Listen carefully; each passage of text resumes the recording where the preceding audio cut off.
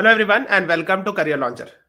So in today's class, we are going to discuss about UNESCO and the sites in India regarding UNESCO World Heritage Sites, UNESCO Intangible Cultural Heritage List, and we will discuss about UNESCO Creative Cities Network, etc. So if you see the previous year questions of different exams, you will realize that UNESCO is actually a very important topic.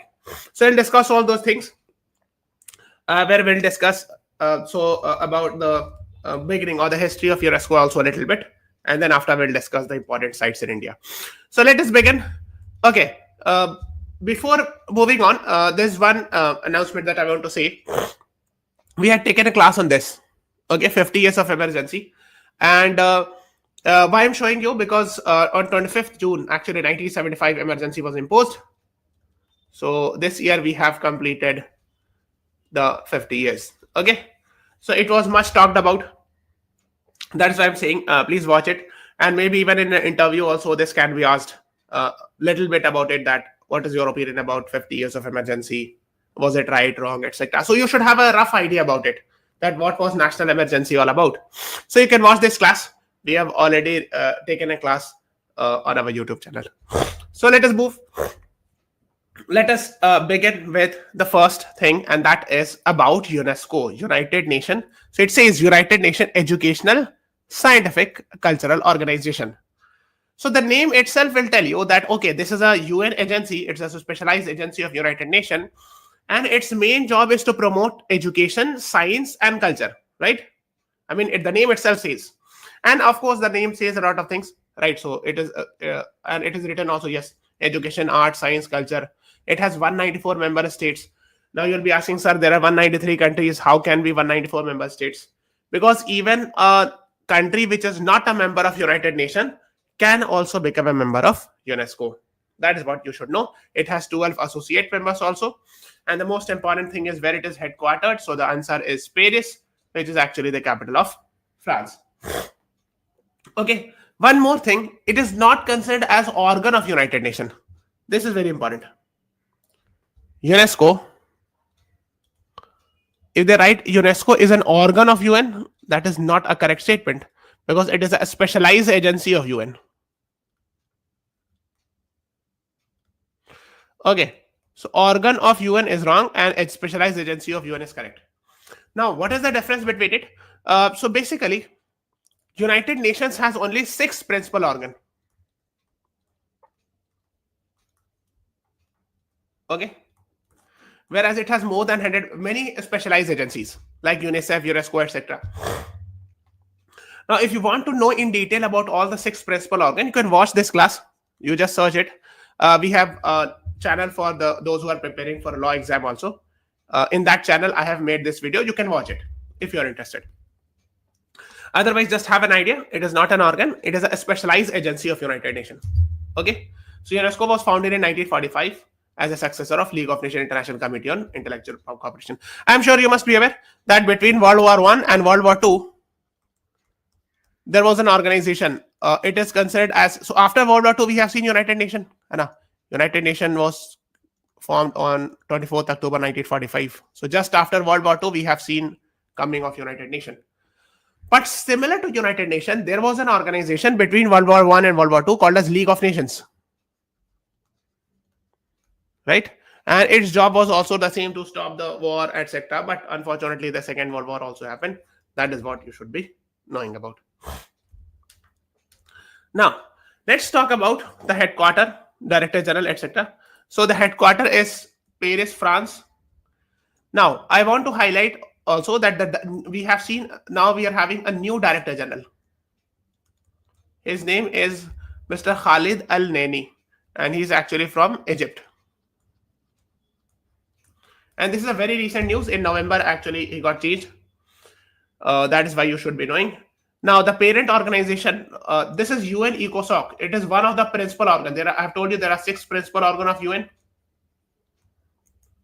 One of the principal organ is UN ECOSOC, United Nations Economic and Social Council. And under this, UNESCO is actually a specialized agency. That is what you should be knowing about.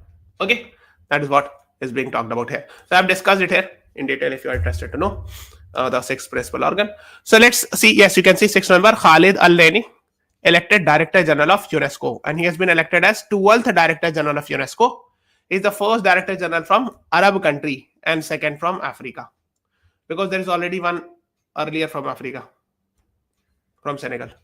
Okay, so here is somewhere here you will find Senegal. Okay, fine. So this is African country, and also second from Africa is actually from Egypt. And when they are writing it, the first from an Arab country. So Arab country means where Arabic language is spoken. So Arabic language is spoken in entire this region. Arabic language is spoken. Okay, that is what you should know. So Egypt is also considered as an Arab country. Okay, that is what you should be knowing about. Okay. ठीक है, so इस पूरे reason में in the entire region Arabic language is spoken. Yes. Now, I have just told you that we have recently seen a new Director General of UNESCO. Okay. But please understand one thing, that before that, there was a French civil servant. Her name is Audrey Azoulay. She was actually the Director General in 2017 to 2025. So for almost 8 years, right? So 10th Director General as well as 11th Director General, right? That is what you should know. Okay, because she had got 2 terms. So that's why the new one is considered as 12th Director General. Okay, Khalid Al-Laini. That is what you should be knowing about. She has previously served as Minister of Culture, etc. Okay, now let's talk about the members of UNESCO. Let's talk about that. So currently we are having 194 members and 12 associate members.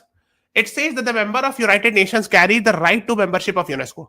It means if a country is a member of United Nations, it has the right to be a member of UNESCO. Although it can choose to not to be a member also.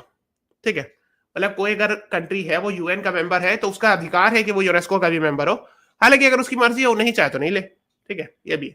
States are not members of United Nations may be attend the UNESCO upon may be admitted UNESCO upon recommendation of executive board with 2/3 majority. मतलब अगर कोई ऐसा country है जिसको UN ने country नहीं माना, member नहीं माना है, यूएन का मेंबर नहीं है, तो भी वो यूनेस्को का मेंबर बन सकता है अगर यूनेस्को ने कि एग्जीक्यूटिव बोर्ड ने 2/3 मेजॉरिटी से इस रेजोल्यूशन को पास कर दिया. Okay, so if a country is not a member of United nation but still UNESCO can admit it as a member if the UNESCO executive board passes the resolution by 2/3 majority. ठीक है, यही बात है. तो जैसे for example India is a country, India is a member of United nation, India is also a member of UNESCO since 1946, right? Now let's talk about Palestine. Why I am asking about it? United, it is not a UN member. That is why I have given this example. It is actually I think it's an observer in United Nations, but still UNESCO has added it as a member. Okay, and I think perhaps this is the reason why USA has withdrawn this time also. We'll discuss it. Okay, we'll discuss about US withdrawal also. So state of Palestine, if you see it carefully, it will come here. It is those who are not members of UN may be admitted to UNESCO upon executive board recommendation with 2/3 majority, right? So that is what it says. So Palestine is not a UN member. It's an observer, but still it is a member of UNESCO. Okay, added in 2011. Now you see these things. These are the countries. These are associate members. Okay, so these are may not be officially recognized as UN member. Technically, these are not UN members. Okay, but these are associate members of UNESCO. Okay, that is what you should be knowing. I've told you now there are 12 associate members. The next, yes, you can see. So there are some countries which are not UN member, but still they are member of UNESCO. Similarly, Israel and US, Israel and Liechtenstein, these are UN countries, but they have decided not to become a member of UNESCO. Okay, we will discuss about US also. We will separately discuss. Even USA has again decided to withdraw from UNESCO. But currently speaking, Israel and Liechtenstein are UN countries. They have been officially recognized as UN members, but they have decided not to be a member of UNESCO. Similarly, Kosovo was approved the membership of UNESCO Executive Board, but the proposal did not got the 2/3 assent. Okay, that is what you should know. That is what it is. So even Kosovo is not a member. Now you can see 22nd July news, withdrawal of US of America from UNESCO. again Donald Trump has decided to withdraw from UNESCO. Because in the previous regime also, Donald Trump had taken the decision to withdraw from UNESCO. Okay. So US says it's leaving UN Cultural Agency UNESCO again only 2 years after joining it. So you can see it. So first of all, we'll discuss about it. Okay. About US and UNESCO. Because we have seen a lot of to and fro in the past regarding US membership in UNESCO. So let's talk about 1945. US was the founding member of UNESCO. So when United Nations and UNESCO was formed, US was the member. 1984, the USA withdrew during the presidency of Ronald Reagan. Okay, when Ronald Reagan was the president, the USA decided to withdraw from UNESCO. Okay, so there were many some reasons: anti-US political bias, anti-Western, Soviet influence, etc. That is what they had said. You should know the fact. No need to go the reasons. Okay, then what happens is George W. Bush, USA rejoined UNESCO in 2003 when George W. Bush was US president. Okay, so US wanted to support global education, cultural heritage protection after 9/11 attacks. Okay, so 9/11 attacks, I'm sure you must be aware, it happened, I think, in 2001, 11 September. So that World Trade Center attack. After that, USA had USA had changed many of their policies. So one of the policy change was joining the UNESCO. Now, after that, what happens was 2011, UNESCO admitted Palestine as a full member. We have just discussed, right? Here it is. Okay, even if your country is not a member of UN, still you can become a member of UNESCO, right? We have discussed already. So 2011, UNESCO admitted Palestine as a full member, which was not liked by US because there are laws regarding it. Okay, so they reduced the funding of UNESCO and many other things. So US reduced it. Okay. Then 2017, when Donald Trump came to power, he actually decided to withdraw it again. That okay, we are fully withdrawing from UNESCO because it is anti-Israel. Again, the reason is Palestine. They have added Palestine as a member in 2011. This was actually the main reason. And I'm sure you must be aware there is a long drawn conflict or tussle between Israel and Palestine, recognition of both the countries. And USA is actually, of course, pro-Israel. So they have decided that they have said that this is anti-Israel bias. That's why we are withdrawing. Next, then Joe Biden came to power after Donald Trump lost the election. So again, the USA joins it and says that actually we have to counter the Chinese influence in UNESCO. That is why actually we are rejoining it. Then again, Donald Trump has come to power again. You can see this year, January. So in July, the Donald Trump announced that he will actually withdraw from UNESCO. But currently it has not withdrawn because the withdrawal process will take a time, and by December 2026, it will take into effect. So if you ask today, currently this USA is still a part of UNESCO. Okay, although they have announced that because of anti-Israel bias, we are actually withdrawing from it. So I hope the concept of UNESCO should be crystal clear. Okay. So let's talk, if you are interested, let's talk about in the past, like there was first Director General Julian Huxley. Just have an idea, no need to go in detail. In 1955, when South Africa was under colonial rule, they had decided to withdraw from UNESCO. But after it became independent in 1990s, Nelson Mandela, under the leadership of Nelson Mandela, they had rejoined. Okay, that is what you should be knowing about.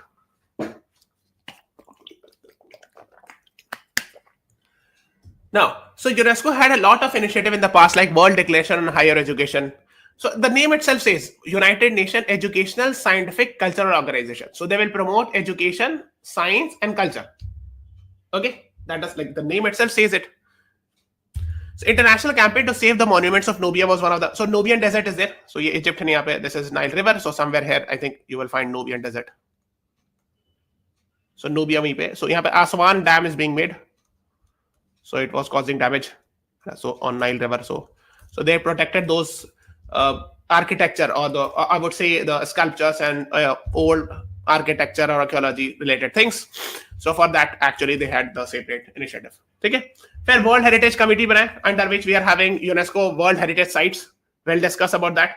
And then intangible cultural heritage sites. We'll discuss about it, especially with regards to India. Okay. So let's talk about World Heritage Committee, again under UNESCO.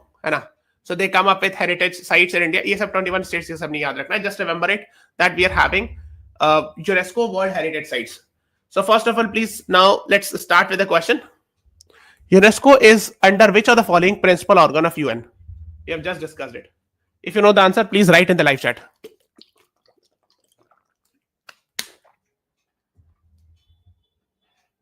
So the right answer is UN ECOSOC, Economic and Social Council. Okay, so United Nations Economic and Social Council, that is what you should be knowing. Now, how many UNESCO World Heritage Sites are there in India? So UNESCO World Heritage Sites, you have taken earlier classes also. It comprises of cultural sites, natural sites, and mixed sites.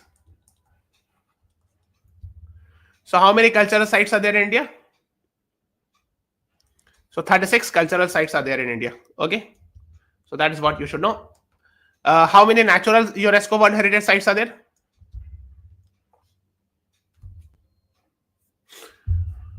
So 7, 36 plus 7, है ना? 7 natural sites, B is the right answer. And mixed sites, how many mixed sites are there? Mixed means both cultural as well as natural sites. So the right answer is A, 1. So basically, cultural sites 36, natural sites 7, mixed means both cultural as well as natural site 1. So total we are having 44, right? Now 36 plus 7 plus 4, 1 is 44. So earlier actually we had this year actually 1 was added here, 35 plus 1 it happened. So actually it was 43 this year and it added the last 44th was added here. So now this one is actually Maratha military landscape. We will discuss. I will discuss about that. Maratha military landscape. I think we have taken few months back also one class on this, but here let me discuss again. Okay. So we are having 36 cultural sites. So total 44 UNESCO World Heritage Sites are there in India. 36 are cultural, right? Isme se if you see Maratha military landscape is here. 2025 got added. This is very, very, very important, which can be asked. Okay, 7 natural sites. These are 7 natural sites, and 1 is a mixed site. Mixed means both cultural as well as natural. And this is Kanchenjunga, very important, from Sikkim.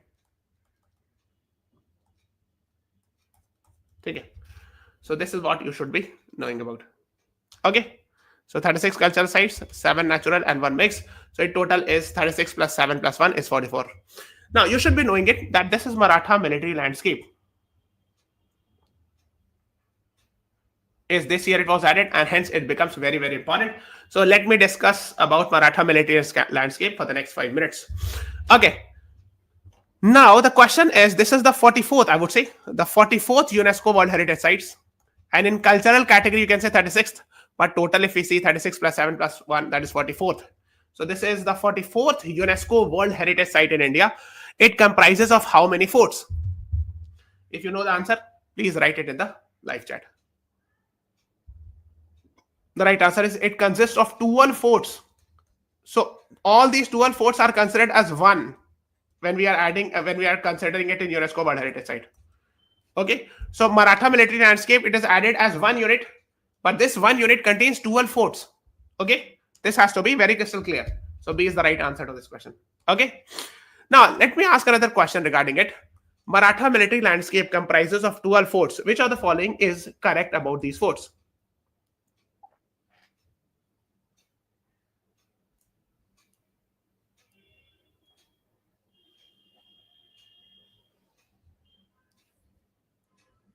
See, many of you would be thinking, sir, it is Maratha military landscape. So Maratha actually today is based, I would say, the region which is similar to Maharashtra. Right, that's true. But there are 11 forts that you will find it in modern day Maharashtra. 1 fort is outside Maharashtra state. Okay, that is important. So D is the right answer to this question. So Maratha military landscape comprises of 12 forts, out of which 11 are in Maharashtra. 1 fort is situated in the state of what? So the 12th one is in some other state, and you have to tell me in which state it is. The right answer is option D. Tamil Nadu is the right answer to this question. Okay. Which of the following forts of Maratha military landscape is in Tamil Nadu? So I've told you the 12th fort is actually 1 fort is outside the state of Maharashtra, and that is in Tamil Nadu. The answer is Ginji or Jingi Fort. So B is the right answer. Okay, so these are the 12 forts. One is actually in Tamil Nadu, right? Okay, now let's talk something more about this. The 12 forts of Maratha military landscape were developed during which time period?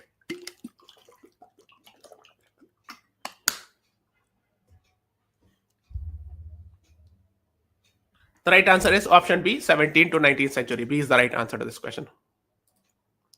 You can see Maratha military landscape of India. So it was applied in January last year. Okay.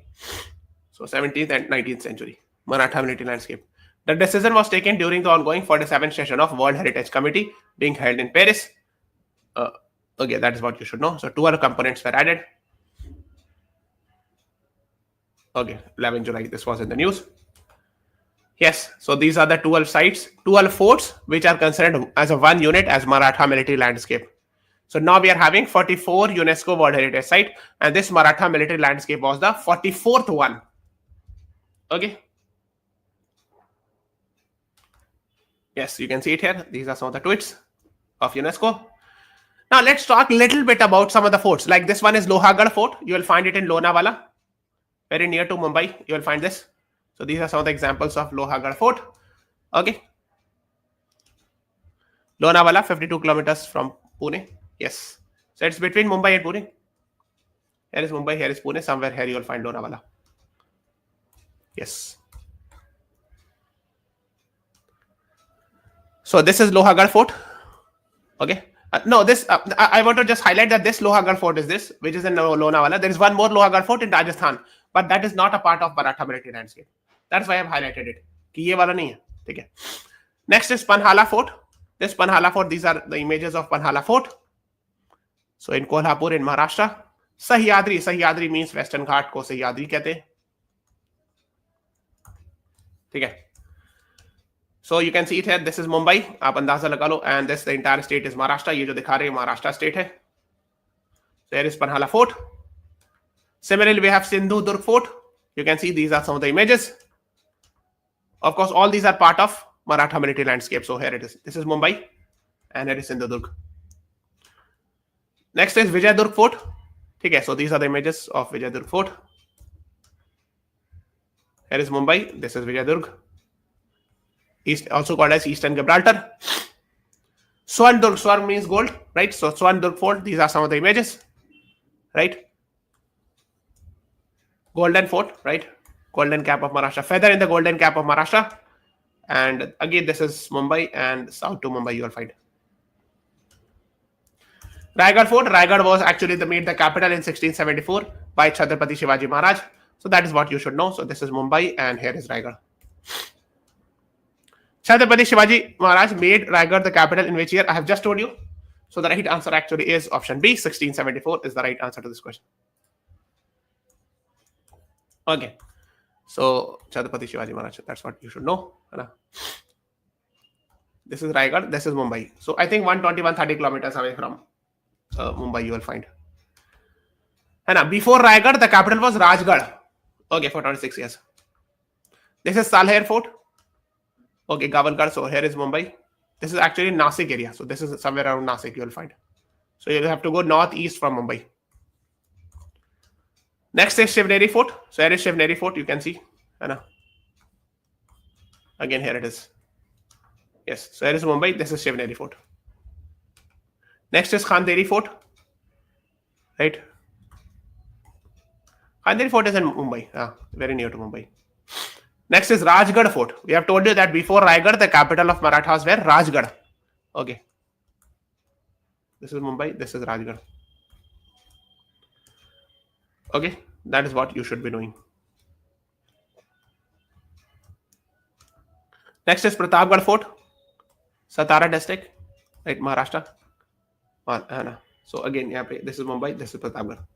Now the last one, the 12th fort. This is the most important because I have told you that there are 12 Maratha military landscape. There are 12 forts in Maratha military landscape. 11 is in Maharashtra. 1 is in Tamil Nadu. So it becomes very important.